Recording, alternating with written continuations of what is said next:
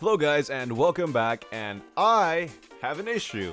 A really big issue. This has been on my mind for the longest time, since the release of the cinematic and lore update surrounding Annie. Remember that little girl, Daisy? Yeah, the one that tragically fell into a river and died after she chased the butterfly?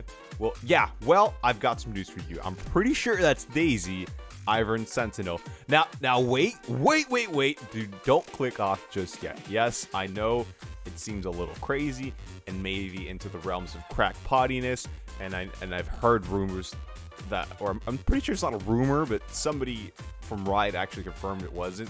So you might even just click off this video. But wait, even then I have something that is so crazy that there's no way that it's crazy. Just stick around, get through it, and I'll even explain to you why. Even if a Rioter said this, it doesn't really matter. It doesn't. There's just too much here, and even then, it's fun. All right, it's just crazy fan theory at the very least. Just stick through.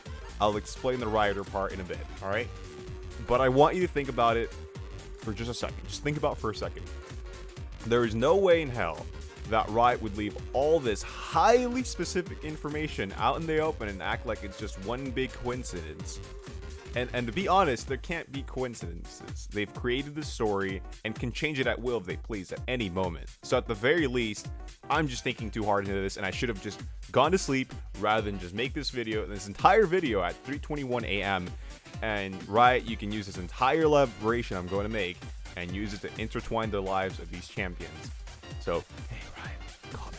Or at best, I really am up to something, and we're simply undermining the capacity of Riot's ability to write lore. Which I have heard that somebody from Riot did say this isn't real. So hopefully, at the very least, they can make this a reality if this isn't real. But because it works too well, and people are crazy about this. I mean, look at this Reddit question I asked, for one. Like I posted this on Reddit, and even then, you can tell people were obviously very, very interested in this idea. But anyways, so before we get started, we need to get some ground rules real quick and address a really big player in this theory, Lulu. Now, if you didn't know, Lulu has a fairy named Pix. You know, that annoying shit that polymorphs you for 2 days and what makes a Lulu top a nightmare? Remember the little butterfly I mentioned earlier? Well, that's not a butterfly. Look again, closely. I don't know about you, but I don't know a single butterfly without, arms, legs, a head, and an overall humanoid appearance. And would you look at that? It almost looks exactly the same as Lulu's Pix if it wasn't for the color scheme, correct? Personally, I don't think this is Pix, but if you look at Lulu's lore, it clearly states that she had been living in a place called the Glade, which is essentially the home world of the Fae, which, by the way, is where she learned to do things like change kids into flowers and animals. So this fairy could easily be tied to Lulu, which could have saved Daisy. It could be Pix, because in the world of fairies, size and color change, and I quote, as often as the direction of the wind. Or thirdly, this fairy could simply have access to the same magic that Lulu and Pix tap into. So really, in reality, it doesn't matter who this fairy is or who it's related to, but what we do know is that in Runeterra, it is not outside of the reality of that world to turn children into animals or flowers, especially when near fairies. So it really doesn't matter if it's Pix or not. It could be Pix though, because like I said, their color scheme could easily change whenever. It literally says in the lore, that's just how the world of fairies works. And that's Lulu's fascination with that world, because it allows her to tap into her imagination in ways that she couldn't before in our world, and not our world, but in the regular world she's in. There's not a whole lot you can do. But anyways, that's besides the point. So how does this tie to Ivern? Mind you, Ivern was a man who was turned into basically a tree after cutting down the God Willow, a tree sacred to the Ionians. Well, both Ivern and Lulu were both known to travel across the world, which means the possibility for them to save a dying girl from the same river, or a river that flowed very similar areas, was not something outside of the realm of chance. Anyways, on to the point. And I'm going to read this to you verbatim and let you come to the same conclusion I did. On occasion, he rescued creatures unjustly wounded by careless predators. In one instance, he found a wounded stone golem. Knowing the poor creature was on the verge of death, he fashioned her a new heart from a river pebble, adhering to the tradition of all mineral beings. The golem became Ivern's devoted life friend. He named her Daisy, after the flowers that mysteriously sprouted from her stone body. Today, if Ivern is threatened, she races to his side. Is there more that I have to say? He fashioned her a new heart from a river pavel, for crying out loud. This means he had to have found her wounded near a river to save her life, and a flower mysteriously sprouting out of her stone body? Isn't that a little on the nose? Don't you think, Riot? Taking into mind Runeterra's magic, it's pretty safe to say that the Faeries or Lulu can easily turn her into a golem and fashion a daisy on her body. I mean, if Ivern can be turned into a tree person and Lulu can turn children into literal flowers and animals, then this is definitely not impossible by any stretch. Okay, so before I end this video, since I'm about to reach the conclusion part of the video, I've found some new information based on what I've been reading as I've been editing from the Reddit page.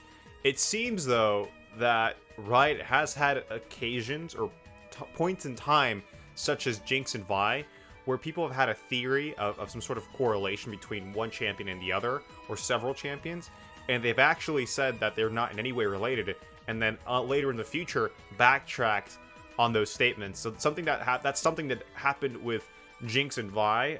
Apparently, I'm reading this, and I actually, I'm pretty sure that was the case, because I do remember for a while it was the case, and then all of a sudden, whoop-de-doo, this anime comes out, and it's about Jinx and Vi growing up. So, possibly what's happening here is, one, maybe they are hiding something, and they're working on something for the future, and they simply don't want people to talk about it, because it could ruin the story. So let's say they're working on that anime, right? Because this story is very interesting. I mean, think about what you could do with this. Like, Daisy is in that case, a very complex character, because Ivern is this loving, free creature who's trying to save people. So imagine Daisy with these memories in mind. If she were to encounter Annie, how would she react? How would she react to finding out that her home was burned, like her mother was killed by Annie?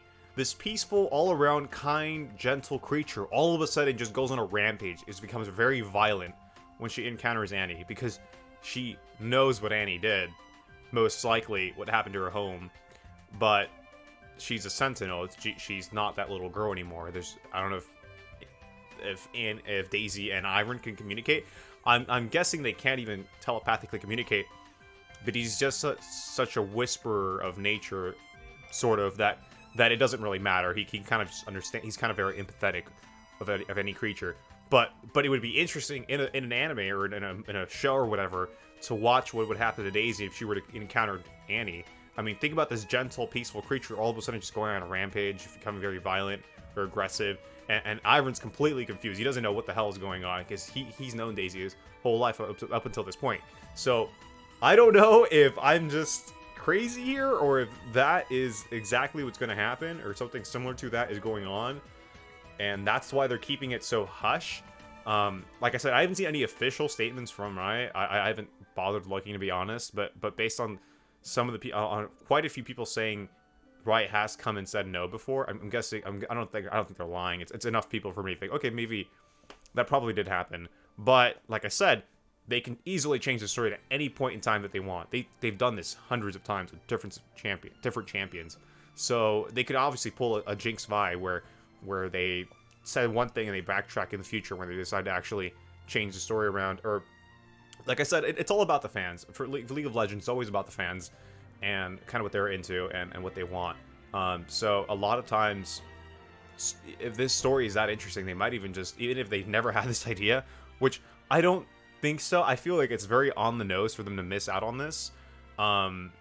So I think it's on purpose. It's very on the nose. There's no way they're not stupid. I don't think they're stupid at all. I'm pretty sure they have some sort of plan in the future, and it was just so on the nose that people caught on a lot quicker than they thought. And by the way, I'm not even the original person that came up with this idea. I don't know who did. I think we kind of all just got that sinking feeling. I don't remember looking up any videos or Reddit posts, but I do remember a lot of people felt the same way as I did. So, yeah. So overall, the community, I think, is on that consensus that there's something going on in the background, or at the very least, it's very, very suspect. Like, very suspect. Like, it makes a little too much sense. It's like Darth Plagueis Jar Jar levels of like suspect. Greater than that, if anything. There's like actual shit going on that could make a very factual statement for that. Like Jar Jar, you know, you have to kind of use your imagination a little bit. Like right here, you don't actually need to use your imagination. Like you can see stuff that's a little too on the nose. Anyways, I'm just gonna go straight to the conclusion of this video. There's a lot of stuff I want to talk to you guys about, so just check it out. Just stick for the conclusion, pretty please. Trust me here. All right, well, I'll go back to the other format. Well, now that I've gotten that off my chest, please tell me in the comments section what you guys think about this theory. Do you think it's horseshit, or are you convinced? I like I said, it doesn't. I know that I've seen some people saying that Riot had already confirmed this wasn't a real thing, but as you can see, there's just too much going on. It makes a little too much sense, and this is actually why I held off making this video. It's why I held off making posts about this and stuff like that. But it doesn't matter. It really does not. Riot could easily change the lore whenever they want and make this a reality. They can. They can make a Star Guardian Urgot a fucking real thing, a reality, if they wanted to. It doesn't have to be just this, you know, this thing that isn't real. But anyways, by the way, I recently started working with another creator by the name of Witchycraft on YouTube, and she makes all kinds of plushies. For example, the Baron plushie, or the Scuttlecrab plushie, and even plushies outside of League of Legends. She's a small YouTuber just like me, and it'd be great if you guys could send some love her way by checking out her content, which includes free guides on how to create the same exact plushies. Or you can even buy directly from her by sending her a DM from the following links in the description. I am by no means making any personal money through affiliate marketing or sales or anything like that from me mentioning her. So I literally don't get anything out of this besides the satisfaction that I'm helping another small YouTuber like myself. However, if you do want to support me and the channel, I have started a Patreon, and me and Witchycraft have partnered together to make plushies that come with the Patreon subscription. So if you do want to support me and you do want to help me, you can help me directly that way. So I just wanted to keep this as transparent as possible. So if you do want to support me and her, you can just go to my Patreon. But if you don't, at the very least, check out her channel or ask, you know, for a commission for a personalized custom plushie. Mind you, I get nothing off of that. But even then, I would like to help someone on my end of the enormous pool that is YouTube, especially since making money pre-1,000 subs is pretty hard. At the very least, it would be nice to help someone in the same boat as me. Alright guys, so enough of that. You guys know the drill. Go ahead and subscribe and hit that bell so that you're up to date on my content, as I make tons of League-related videos, and I do plan on making more videos like this one in the future. In the meantime, I have several videos of me and my friends just trolling and enjoying weird comps. And I had a blast making this video. I hope you guys enjoyed it. Alright guys, so I will see you guys in the next one.